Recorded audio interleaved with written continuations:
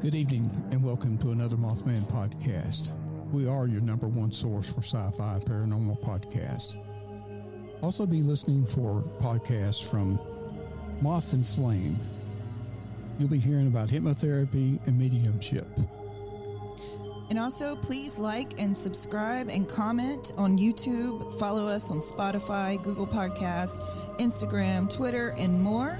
And you can find out a lot more about our services on Mothmanpodcast.com.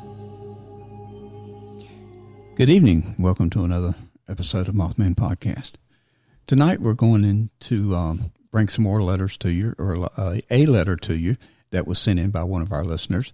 And here again, we want to emphasize the fact that we would love to hear from you guys. We would like to get some positive and negative feedback, and we'd also like for you to send in your paranormal experiences, and we will do our best to get them here on the air for you. Good evening, Bruce. Hey, Darrel. Hey, Amanda. How's it going? So Amanda's going to do the honors tonight to read the letter that was sent in by a lady. And so be sure to contact us on Mothmanpodcast at gmail.com and send your letters to us. And you can find us on www.mothmanpodcast.com, and it will give you a link there that you can also go to and send the letters. So, Amanda, if you would, please.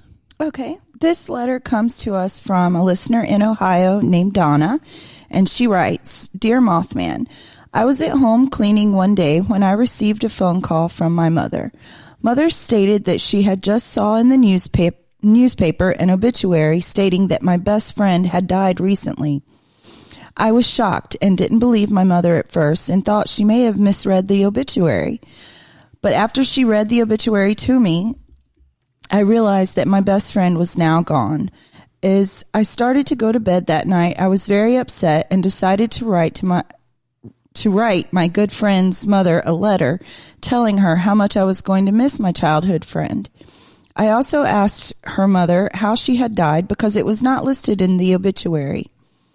I cried myself to sleep that night, missing my good friend and knowing that I would never see her again. During the night, I had the most real dream that I have ever had. There was a gray fog, and my best friend came over to me through the fog in a wheelchair. I ran towards her and started yelling. I knew it wasn't real, but I knew you were not dead, I said to her. Just as I got to her, she stuck up her hand and she motioned for me to stop. I realized something was wrong because my best friend was always in the best of health. Now I see her. She was bent over in a wheelchair and her arms and legs were looking deformed. My friend looked at me in the eye and stated, You should not be hurt or sad because I am in a better place now. I wanted to show you what I would have looked like if I would have lived. I'm at peace now and in another universe. I woke up in the next morning feeling a lot better, confused, but it felt like everything was at peace. A few days later, I received an answer from my friend's mother. She stated that my friend died while giving birth to a baby girl. Apparently, she had had an aneurysm, which caused a blockage in her brain. She also stated that the doctor said if she had lived, she would have been paralyzed for the rest of her life. But I was already aware of this because my friend had showed me this in her dream. Over the next year, my asthma became worse, and I felt like I was going to die. One night, I was crying myself to sleep again, and my best friend appeared to me in my dream that night. This time, she was not in a wheelchair, but she looked the way she looked when we were younger. She acted aggravated at me, like I had taken her away from something which she had been involved in. She asked me, "What's wrong now?" And I stated I felt like I was going to die, and I was very upset. She said there would be a death in July. I stated, "But it's June right now." I said, "July is just a month away." And again, she repeated to me, "There will be a death, but in July." I woke up troubled and concerned. July came, and the first week, my nephew, who I was very close to, died in a car accident. I guess my best friend was warning me about the death of my nephew. And it's signed Donna from Ohio. So this is a reportedly true story sent to us from one of our listeners. And as some of you may know, the Mothman prophecy is based on premises that there's a universe parallel to our universe, and that spirits and beings in this universe can see into the future in our universe. If you notice, the spirit that spoke in Donna's dream spoke of a universe in her dream as well that also mentioned death and gave a month that death was going to happen in the future. So it could be that the spirit that Donna saw in her dream had traveled to another universe instead of what we think of conventionally as an afterlife. Well, like heaven and hell are actually considered, like in scientific terms, to be parallel universes. Like heaven and hell are considered like outside the quantum realm where time, space and time don't exist. Right. So, I mean, that's kind of how, like, what was the story? The little boy who supposedly died and spent, 6 seconds in heaven or something. Yeah. Like that. Uh-huh. Like, he supposedly saw his grandfather in his younger years without his glasses. And like I said, the whole premise was, when you're dead, and your spirit goes to this, whatever realm for the afterlife, because you exist outside of space and time, you can, exist in any form. Right. Yeah, that's very true. And I mean, there's a bunch of there's 5 different theories involving parallel universes. And the first time a parallel universe was actually mentioned was back in 1954 by, I think it was Hugh Everett III. Yeah, the Everettian system. Yeah, which is if any of you guys are space fans, Sean Carroll, the theoretical astrophysicist, is a huge Everettian. And Everett, he had a lot to do with Schrodinger. And Schrodinger was one of his students.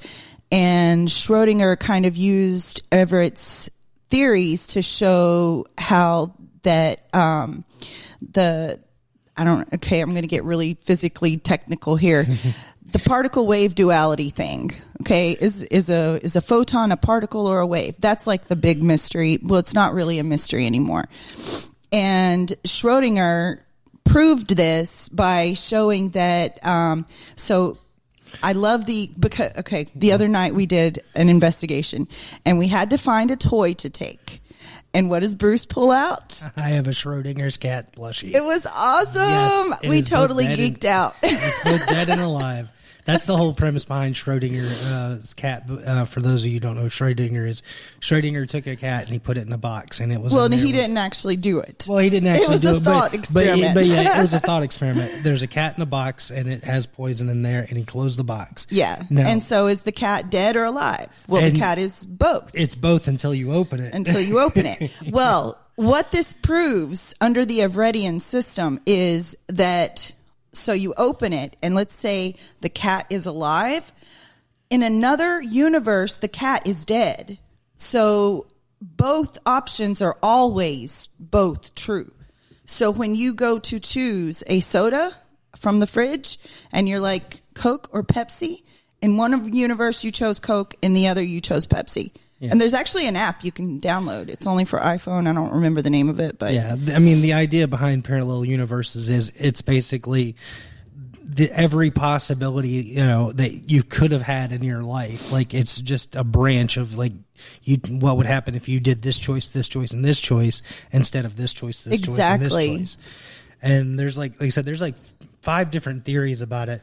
There's the infinite universe theory, where because we don't know what exactly the shape of space-time is exactly. So one prominent theory is that it's flat and it goes on forever.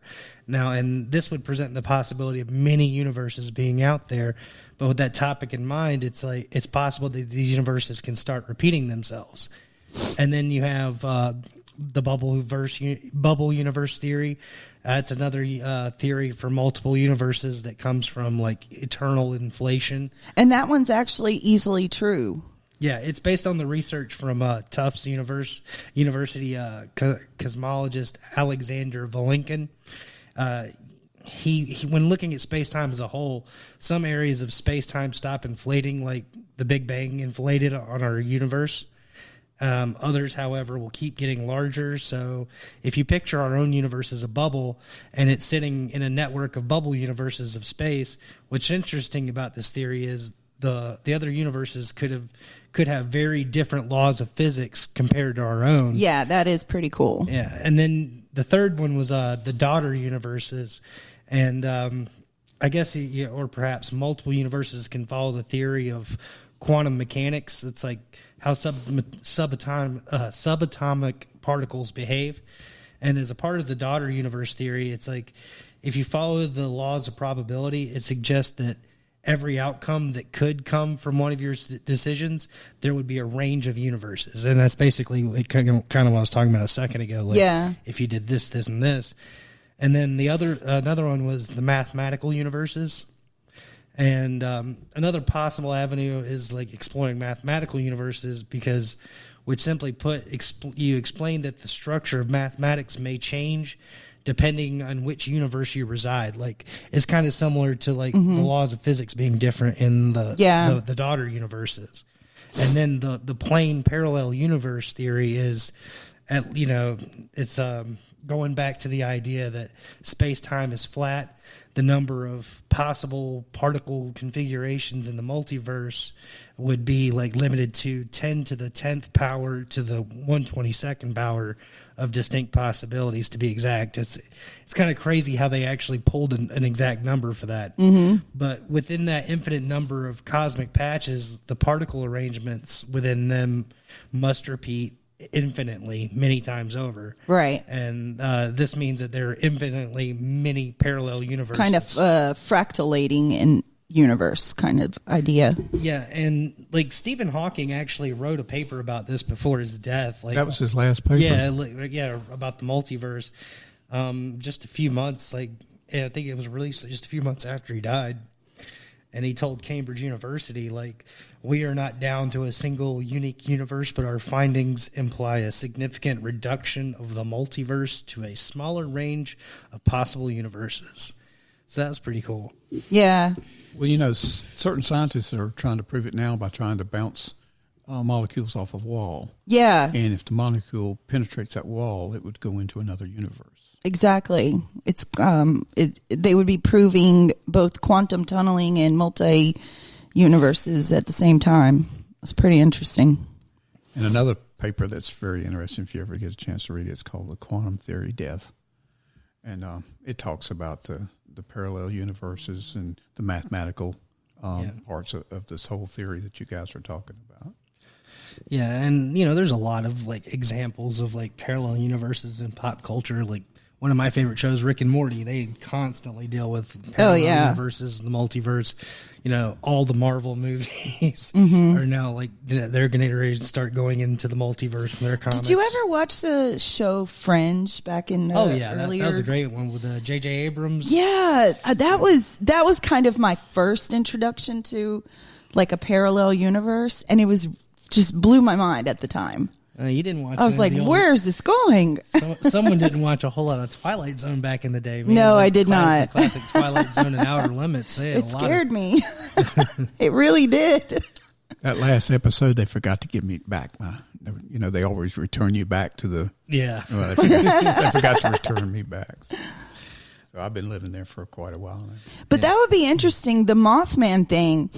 If the Mothman knows if they're kind of some super being that is able to travel between all of these universes, and let's say there's a car crash going to happen on this bridge on September the 3rd, and they go to that universe specifically to warn those people, and then they fly over to another one where it's some version of 9/11 in their universe is happening, and that would be really cool.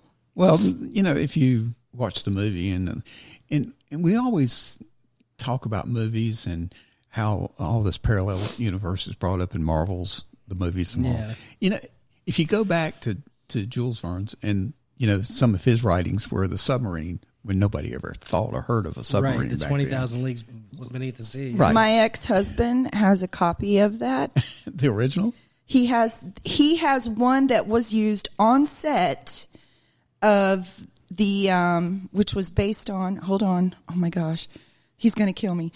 It was the Irwin Allen one where they went in a sub that was based on the Jules Verne one. Okay. But it's that design. Okay. Anyway, yeah, sorry. Well, just to make a long story short, a lot of science fiction is based off of scientific fact, which we expand on. Mm-hmm. Okay. Well, sometimes science fiction just becomes science fact. Right. Yeah. And so, that's kind of way that we've been heading. We were talking about parallel, and then maybe 50 years from now, everybody will go back and say, well, Marvel was talking about this back in the Avengers or something. Maybe you'll be booking a trip to like Earth 4 instead of Italy. But yeah, I mean, if Italy's a 12-hour flight, I won't. So when you're talking about some like a spirit knowing like the exact date of a death, and I was talking about the afterlife being a part of the quantum realm that exists outside of space time, where like basically all time is happening at the same time all the time there.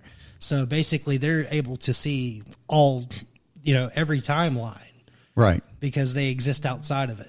Well, apparently in this lady's dream that she saw her friend, the friend, first off, she was existing in a universe where there had to be something going on because it said it acted like it bothered her. She was doing something. Why are you bothering me? Right. Right. Well, that's almost like it was almost like she tried to channel her in her sleep. I mean, right. That's what it sounded like. Yeah. Like she was like lucid dreaming. Why are you bothering me now? But that's in the letter, and so in her dream also she's talking about the future, the parallel universe where she knew there was going to be a death. She didn't give him who was going to die. She just said there will be a death. Yeah, and that's kind of like the Mothman prophecy. He says, it never said that this bridge is going to fall. He was there and acted, and it was seen flying under the bridge and around the bridge, sitting on the bridge. Maybe that was its way of saying, there's something going to happen right here, Yeah. So if you see the Mothman sitting on your house, get out.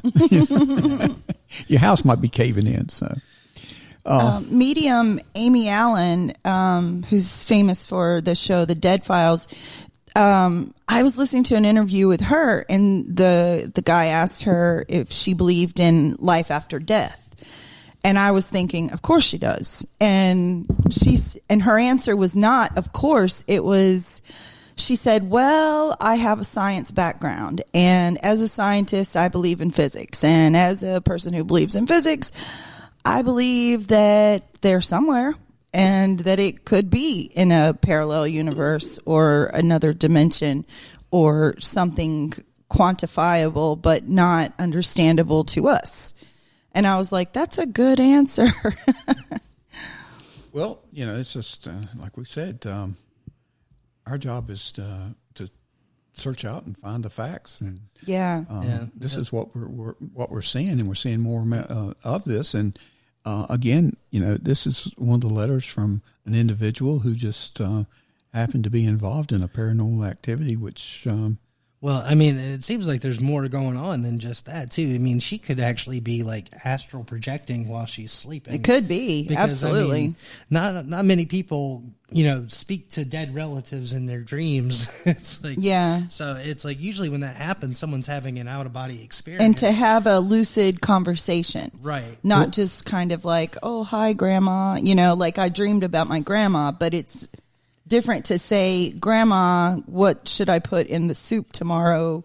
Yeah, I mean, it's almost like she was subconsciously calling to her friend. Yes, that, and also her friend was wanting to put her at ease because she didn't understand why she was dying, and she was grieving, and if they must have been very close at one point in their life, right? So maybe this friend is trying to. Even though it's not a relative, the entity was trying to calm this person. And what was so interesting about the letter is she knew this about the individual being paralyzed, and before she had got the answer from her, this lady's mother, and who informed her what she already knew. Exactly. And I mean, how do you do that? I mean, it's like she actually knew what would have been her own future after she passed away. Right. So, and she knew from probably listening to the doctors say, you're going to, even if she was in a coma, there's theories that people hear. And so, she was laying there in a coma, she could have probably heard this and knew what was going to happen to her. Or, after we die, we know what happens to us. Or these are all speculations. It's my theories. But I thought it was very interesting that it just caught my attention when I heard and I read the fact that hey, this lady knew the answers to the questions that she submitted to this lady's mother before she received the letter. So something told her this. I mean, that's just something you wouldn't guess out of the blue. Right. Exactly. So it was not like hey, good guess, but it was too precise. We knew what was going to happen. Yeah. So. And to me, that does away with it. Like, even there's tons of scientists who believe in a multiverse, but don't believe that we survive death. But to me, this kind of thing shows you, because it's an intelligent answer that's coming from beyond the grave. And you know that is a person coming back to you. So I just think it's more proof of, or I guess you would say more evidence for that we do survive death. Well, and there again, the first time she sees this lady, she's in a wheelchair and all crippled and everything. The next time she sees this lady, she's in her younger years, happy. Yeah. So, I don't know about you guys, but a lot of times when I hear about this and they talk about the individual, they see them more. They don't see them old and crippled. They see them more how we remember them, or how the younger pictures that we see of them. Yeah, and for her to have never been crippled, and for her to see her best friend as crippled and deformed, even though that has never been the state of her friend's physical appearance. Right. I mean, that's pretty interesting too. And then you hear about all the kids describing their grandparents that are there with them, and they're telling their parents, "Hey, well, Grandma was just here," and they described the grandmother, and there's no way they knew what the grandmother looked like. Right. In a lot of instances, they'd never seen a picture. Yeah. They wouldn't have known what the grandmother, how they wore their hair or how they dressed. So there's a lot of things out there that we just can't explain. Here we go back into our theories again. So. Yeah, I'm sure the listeners weren't expecting like a whole physics lesson there. Hey, it all adds back up to the facts. Yeah. It does. We're dealing with facts here. Yeah, that's what we're trying to do. Is we're trying to scientifically prove the truth that's never been proven. Right. But as we are all sitting here, we're seeing more and more science being proved over the, with the new technology coming out and all the research. We've got cameras now that can see energy, which we've never had before in the past. And there are definitely a lot more skeptics turning into believers. Well, it's just like the husband of the wife from our investigation last weekend. He didn't believe in anything until he looks up at the stairs and it's looking down at him, and he's saying, "Well, yeah, maybe it is something here." That picture, man, good God, Donna's picture was amazing. Yeah, I wish we'd have captured something like that, but you'll see that in our investigation. I'm working on the video. So, and this one's going to be coming out after the video, so you guys just go and watch the video because it will be out by the time you hear this. So. Is there anything else you guys want to add about the parallel universe? Stephen King's theories, and I don't know. I feel like elaborating any further on it would lead into something completely different, because there's a lot of. We could do 3 hours on it. There's a lot of intertangled ideas. Stephen King did his whole life on it. So. Stephen King lives in his own universe. Well, he does now. So, he was a little bit smarter than I was, or I am. I'm gonna put "was" in there. I am. So if he sees something out there that could be, then there's a good chance. Because with his, I guess, his abilities to reach out And he was using probably more of his mind than the three of us are, because of the fact that there's so much of his mind he wasn't his conscious mind it couldn't have been nothing like our conscious mind. I mean, he didn't get what's the word I'm looking for? Just bombarded with information all day long, because he was limited on the way he could see and hear things. Mm-hmm. So he could probably go back and see things that in his subconscious mind that you and I can't do, because we've got so much hitting us in the face every minute of the day. Yeah. So, well, guys, this has been a great discussion. If Bruce, you have anything else you want to add? Not at the moment. Not that I can think of. Well, we will come back to this subject, I'm sure. We're here to stay, so you'll probably hear a lot in the future. Amanda, you have anything you want to add to it? I'm good. I think I've said everything for today anyway. Well, I want to thank everybody for listening to us to this evening, day, night, or evening, whichever you're listening to us at. So it's always evening here. It's always evening here. That's right. It's always a good night at Mothman Podcast. Good night, everybody. Night, guys. Good night.